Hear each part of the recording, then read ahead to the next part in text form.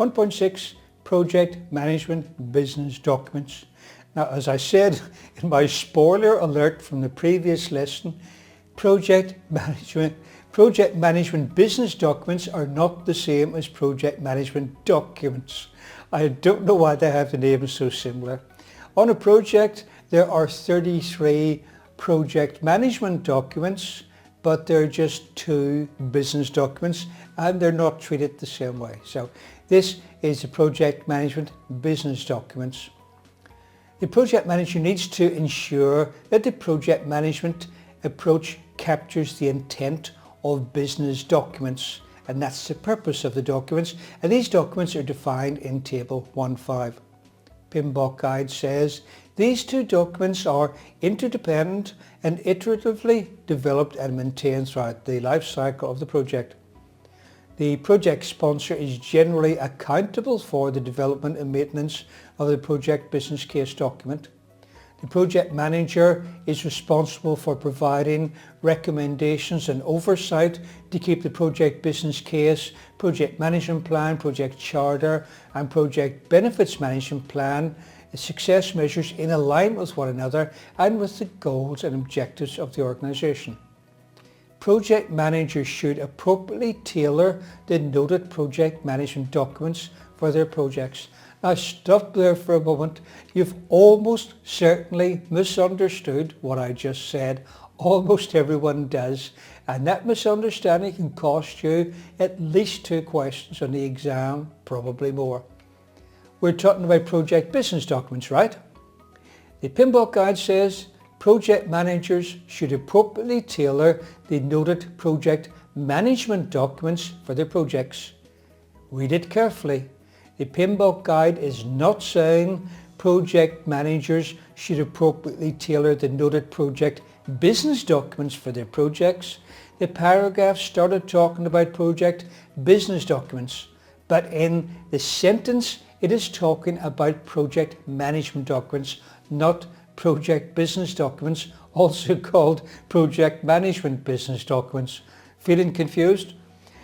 Project manager uses the 2 project business documents, the business case and the benefits management plan, but is not authorised to change them. On the project, there are also 33 project management documents, sometimes just called project documents, and the project manager will change these. The paragraph tells us that the project manager can recommend changes to the business documents, but they're maintained by the sponsor. Very important for the exam. Figure 1.8 illustrates the interrelationship of these critical business documents and the needs assessments, as well as an approximation of the life cycle of these various documents against the generic life cycle. 1. Project business case. The PMBOK Guide says the project business case is a documented economic feasibility study used to establish the validity of the benefits of a selected component, lacking sufficient definition, and that is used as a basis for the authorization of further project management activities. The business case lists the objectives and the reasons for project initiation. It helps measure the project success at the end of the project against the project objectives. The business case is a project business document that is used throughout the project lifecycle. The business case may be used before the project initiation. It may result in a go, no-go decision for the project. A needs assessment often precedes the business case. The needs assessment involves understanding business goals and objectives and issues and opportunities and recommending proposals to address them. The results of the needs assessment may be summarised in the business case document. The process of defining a business need, analysing the situation, making recommendations and defining evaluation criteria is applicable to any organisation's projects. A business case may include documenting the following. And in the exam you may be asked a question on the following headings, plus of course all of the previous uses of the business case. Okay, so started with business needs. Determination of what is prompting the need for action. Why are we doing this? Do we need to fix something?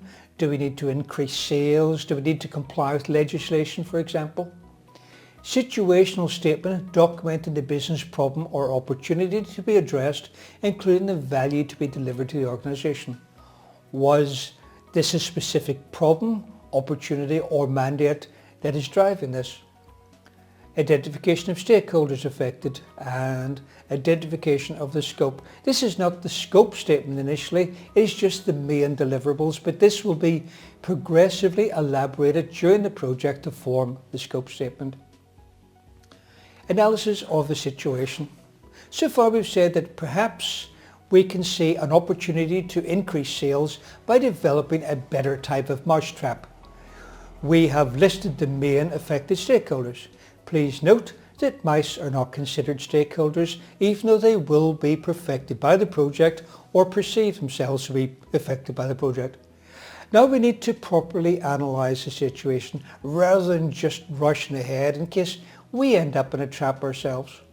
The analysis might include identification of organisational strategies, goals and objectives, identification of root causes of the problem or main contributors to the opportunity, gap analysis of capabilities needed for the project versus existing capabilities of the organisation, identification of known risks, identification of critical success factors, identification of decision criteria by which the various courses of action can be assessed. Examples of criteria categories used for analysis of a situation are required. This is a criterion that must be fulfilled, e.g. the mousetrap must be able to kill mice swiftly. Desired. This is a criterion that we would really like to have fulfilled, but it is not absolutely essential. E.g. we'd prefer it if the trap did not require food as bait. The next one is optional. This is a criterion that is not essential. Fulfillment of this criterion may become a differentiator between alternative courses of action, and that's an important note for the examination, that although it's optional, we don't actually need it. If there's nothing else to choose on, we may use that to choose the project. E.g. the mousetrap won't harm white mice because we don't want pet mice to get harmed by our trap. That's an option. We don't need to have it. It would be nice. Identification of a set of options to be considered for addressing the business problem or opportunity. The most commonly used three options are do nothing. This is referred to as the business as usual option. Selection of this option results in the project not being authorised, i.e. what happens if we don't develop a new mousetrap. 2. The minimum work possible to address the problem or opportunity. The minimum may be established by identifying the set of documented criteria that are key at addressing the problem or opportunity. The next option is do more than the minimum work possible to address the problem or opportunity. This option meets the minimum set of criteria and some or all of the other documented criteria. There may be more than one of these options documented in the business case. Next is a recommendation. We're considering the reasons for starting a project. We've analysed the situation in detail and now we have considered options. Now is the time to pull all this information together and recommend what the organisation should do. A statement of the recommended option to pursue in the project, e.g. we will develop an electric mousetrap which is artificial intelligence and machine learning capabilities so it can constantly evolve to become an even better mousetrap. Items to include in the statement may include analysis results for the potential options, constraints, assumptions, risks and dependencies for potential options, and success measures. An implementation approach that may include milestones, dependencies and roles and responsibilities. That brings us to evaluation. Statement describing the plan for measuring benefits the project will deliver.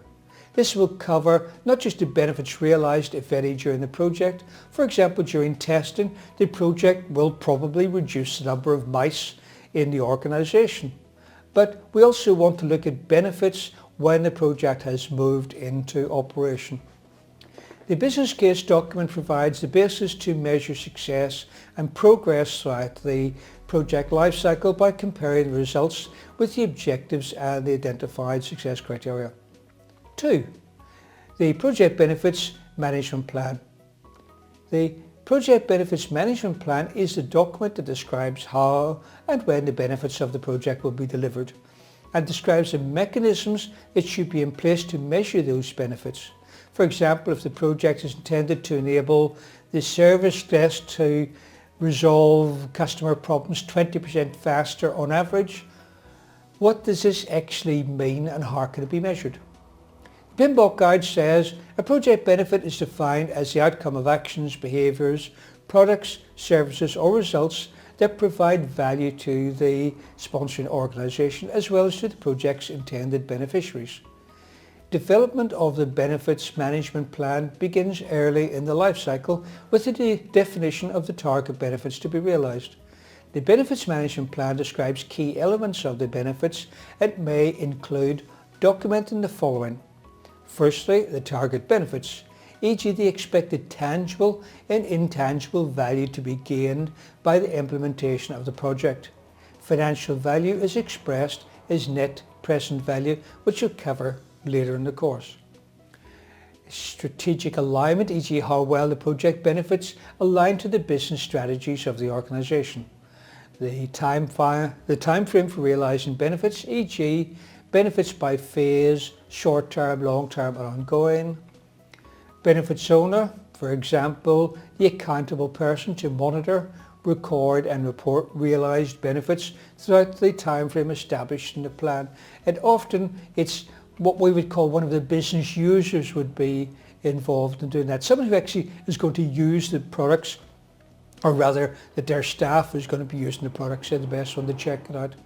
Next one is the metrics, i.e. the measures to be used to show benefits realised, direct measures and indirect measures.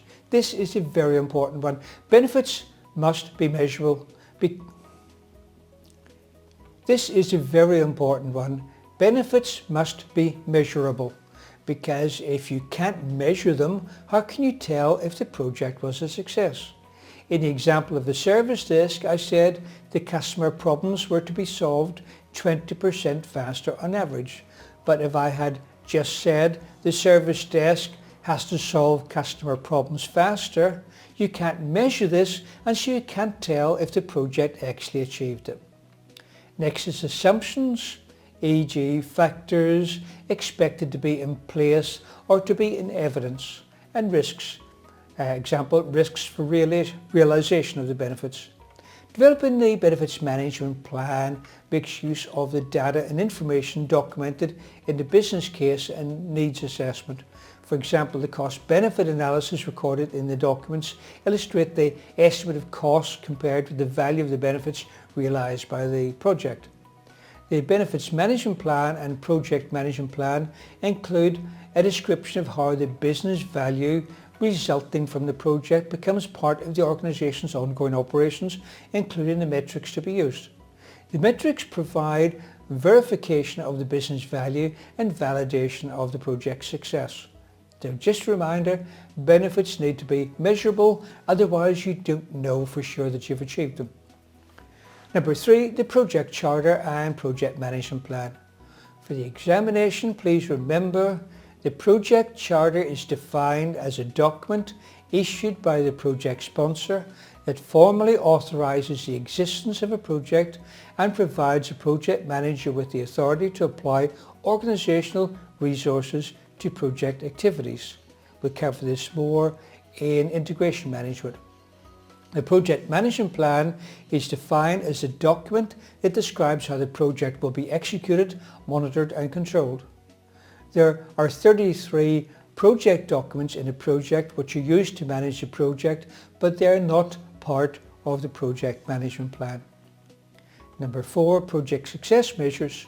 Please read Project Success Measures in the project guide, page 34. It's a very simple section to understand. It's just really a very long list. That brings us to the end of Project Management Business Documents and also to the end of Foundational Elements module. At the start of this module, I promised that you'd learn important information from it, and I've no doubt that you have. The next module is 2.0, Environments in which projects operate. Please read the corresponding chapter in the PMBOK guide before watching the video so that you can operate well in the examination environment.